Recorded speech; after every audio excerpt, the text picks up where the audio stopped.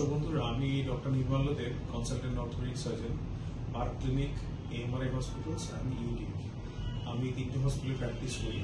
তো আজকে আসুন একটা জিনিস নিয়ে আলোচনা করা যাক, সেটা হচ্ছে যে হাঁটু ব্যথার জন্য নি রিপ্লেসমেন্ট কি আলটিমেট সলিউশন, নি রিপ্লেসমেন্ট ছাড়াও তো অন্য কিছু হতে পারে, সেটা নিয়ে আমরা আপনাকে একটু বিস্তার করে বলি।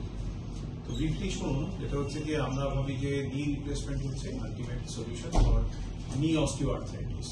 হাঁটুতে যদি বাত হয় কোনো প্রকারের, তাহলে আমরা সেটা ড্যামেজ ইফেক্ট যদি থাকে, তো আমরা নি রিপ্লেসমেন্টটাই সলিউশন হিসেবে জানি, কিন্তু তা নয়, সবসময় তা নয়।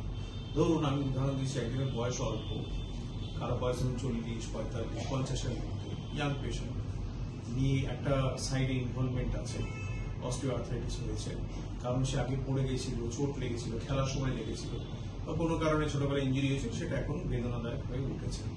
তো আমরা সেই ক্ষেত্রে নি রিপ্লেসমেন্ট না করে আমরা নিয়ের অ্যালাইনমেন্ট চেঞ্জ, মানে কারো লেগ অনেক সময় ও লেগস থাকে, লেগগুলো বাঁকা থাকে বা অন্যদিকে ডেভিয়েটেড থাকে, আমরা সেটা হাতটাকে রিঅ্যালাইনমেন্ট করে, মানে মাইক্রোসার্জারি ছোট করে কেটে আমরা হাতটাকে রিঅ্যালাইনমেন্ট যদি করতে পারি, তাহলে হাতটা যদি সোজা হয়ে যায়, তার যদি অ্যাক্সিস যদি ঠিক হয়ে যায়, তাহলে পেশেন্ট নর্মালি হাঁটাচলা করবে, পেন ফ্রি হবে, ব্যথা লাগবে না, এবং নি রিপ্লেসমেন্টটা অনেক বছর, বেশ কয়েক বছর পিছিয়ে যাবে।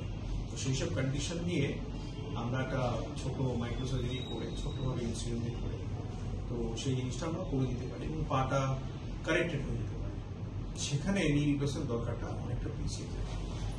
ইন্ডিকেশন কাদের? বয়স অল্প, কোনো আগে চোট লেগেছিল, তার থেকে ইঞ্জুরি হয়তো স্পোর্টস থেকে এসছে, বা অন্য কোনো সময় আঘাত লেগেছে, পড়ে গিয়ে আঘাত লেগেছে, একটা কম্পার্টমেন্ট ইনভলভ আছে নিয়ে, হয়তো মাল অ্যাসিডি পিছন দিকটা, কিংবা হচ্ছে শিন বোন এবং থাই বোনের মধ্যে কম্পার্টমেন্টটায় কোনো একটা জায়গায় একটা ইঞ্জুরি হয়ে বসে আছে, যার জন্য পেশেন্ট হাঁটাচলা করতে গেলে খুব পেইনফুল হয়ে আছে।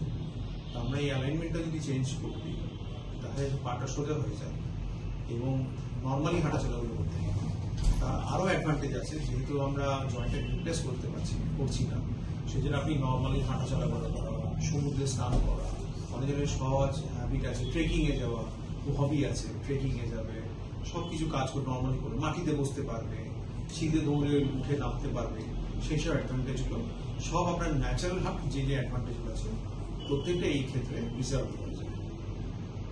তো এটা হলো এই ব্রিফ, যে নি রিপ্লেসমেন্ট বাদেও বাইরেও একটা জগৎ আছে, যেখানে আমরা হাঁটুটাকে সংরক্ষণ করতে পারি এবং সুস্থভাবে বাঁচতে পারি। তা আসুন, এটা নিয়ে আপনাদের প্রশ্ন নিয়ে থাকে আমার ইউটিউব চ্যানেলে, আপনারা অবশ্যই আমাকে এটা জানাবেন, আমি আপনাদের প্রশ্নগুলো সমাধান করার চেষ্টা করব। Thank you very much.